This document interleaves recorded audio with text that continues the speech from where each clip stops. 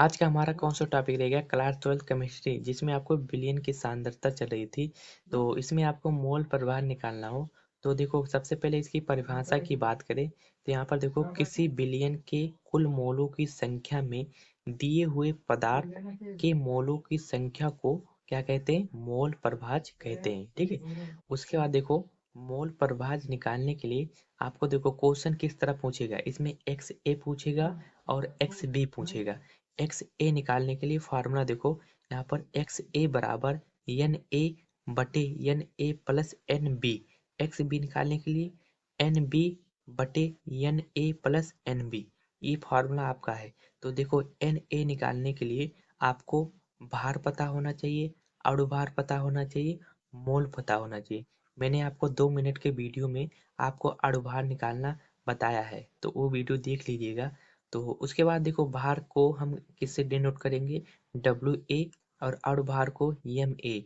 मोल निकालने के लिए आपको देखो मैंने बताया है, यहाँ पर मोल निकालने के लिए आपको भार बटे अणुभार, ये आपका हो जाएगा। तो क्या निकल गया है? मोल निकल कर आ जाएगा, अभी आपको बताया जाएगा।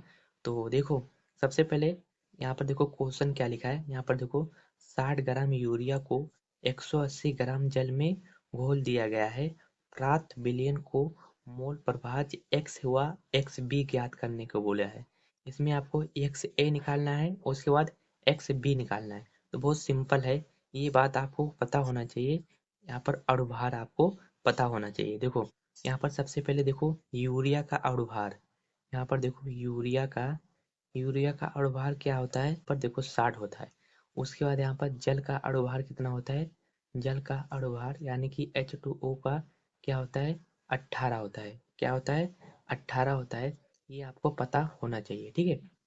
उसके बाद देखो, यहाँ पर देखो बहुत सिंपल तरीका बता रहा हूँ। तो सबसे पहले यहाँ पर देखो, डब्लू डब्लू ए बराबर कितना है? जो कम वाला होता है उसे हम क्या मानते हैं? डब्लू ए मानते हैं। तो यहाँ पर डब्लू ए कितना है? 60। उसके बाद आपको क्या निकालना है? यहाँ पर देखो अणुभार, अणुभार आपका यानी कि जिसे एम से डिनोट करते हैं, यहाँ पर क्या है? एम ए बराबर कितना है? 60 है। उसके बाद देखो, एन निकालने के लिए आपको इन दोनों को क्या करना चाहिए?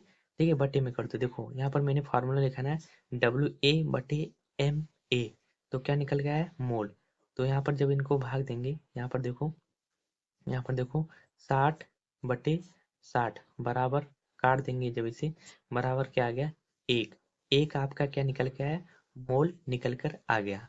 अब इस दूसरी तरफ क्या निकालेंगे? डब्ल्यू बी निकालेंगे। डब्ल्यू बी बराबर कितना दिया है? 180। जो ज्यादा वाला होता है उसे हम, ठीक है, बी से डिनोट करते हैं। किससे डिनोट करते हैं? बी से। उसके बाद देखो यहाँ पर एम बी, एम बी कितना है इसमें? 18। एन निकालने के लिए आपको पता है, यहाँ पर देखो W A upon W B. उसके बाद देखो M B, sorry, W B upon M B. तो यहाँ पर देखो 180/18, जब इनको काटेंगे कितना आ गया? 10। यानी कि मोल बराबर कितना? ये आपका मोल निकल के आया। क्या निकल के आया? मोल। तो यहाँ पर भी ये आपका 10 क्या निकल के आया? मोल। तो सबसे पहले हम एक्स ए निकालेंगे। क्या निकालेंगे? एक्स ए पूछा है और क्या पूछा है? X B. देखो बहुत सिंपल है। सबसे पहले जो कम वाला होता है, कम वाला संख्या डब्ल्यू ए होता है, और ज़्यादा वाला क्या होता है? डब्ल्यू बी होता है। तो एक तरफ हम डब्ल्यू ए निकालेंगे, दूसरी तरफ क्या निकालेंगे? W B. तो एक्स का फॉर्मूला क्या होता है?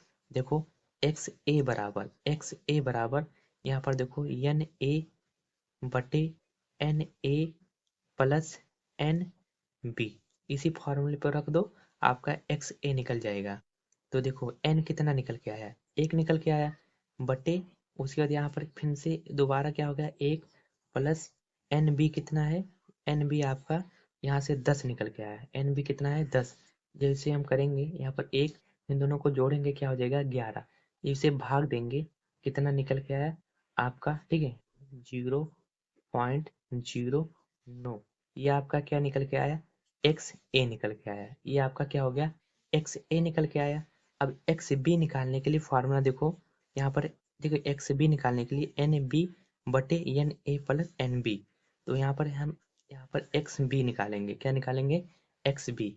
देखो एक्स बी निकालने के लिए एन बी बटे एन ए, यहाँ पर N A plus N B बराबर क्या करेंगे, देखो एन बी कितना है आपका, एन बी कितना निकल के आया है आपका, देखो 10 निकल के आया। यहाँ पर क्या लिख देंगे 10 बटे एन ए कितना है, आप एन ए 1 है तो यहाँ पर क्या रखेंगे 1 प्लस एन बी कितना है 10, इसको जोड़ दो। यहाँ पर क्या हो जाएगा 10, यहाँ पर देखो 11 और 10 जोड़ेंगे कितना, देखो 1 और 10 जोड़ेंगे कितना हो जाएगा 11। जब इनको काटेंगे कितना निकल के आया आपका, यहाँ पर ठीक है 0.1, यहाँ पर 0 उसके बाद 9, ये आपका क्या निकल के आया एक्स बी। तो एक तरफ हमने क्या निकाला एक्स ए निकाला, दूसरी तरफ हमने क्या निकाला एक्स बी, यही आपका आंसर हो गया।